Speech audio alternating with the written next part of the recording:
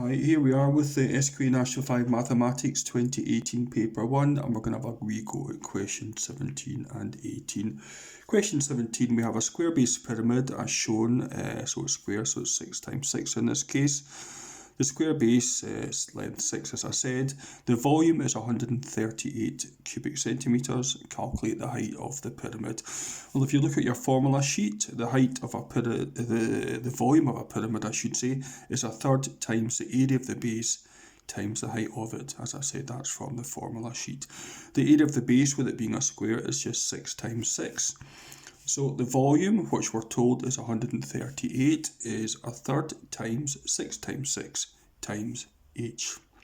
Okay, so it's the h that we're trying to find.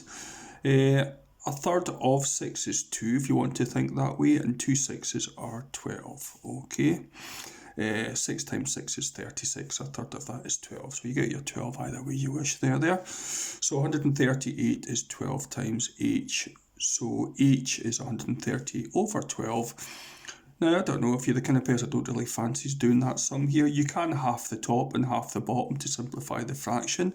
138 over 2 is 69, and half of 12 is 6. So this is the same fraction as that, but I think you'd agree that's easier to do. So here's the sum done over here. 69 divided by 6. 6 ones are 6. 6 ones are 6, there's a remainder there, so we do the dot, decimal point there. 6 ones are 6, with it 9 there's a remainder of 3, and you put a 0 there, and 6 5s make 30, so it's 11.5. Okay, so the height of that pyramid is 11.5. Let's move on to question 18.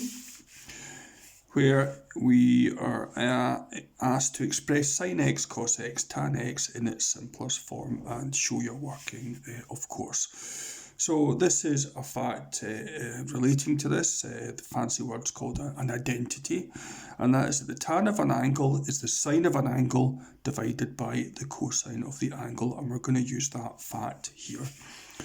So the sin x times the cos x times the tan x is going to be the sin x times the cos x times, and replacing tan x with sin x over cos x, you can see that these two things cancel out, and you're left with sin x times sin x, which we write as sin squared x. Make sure your 2 is there.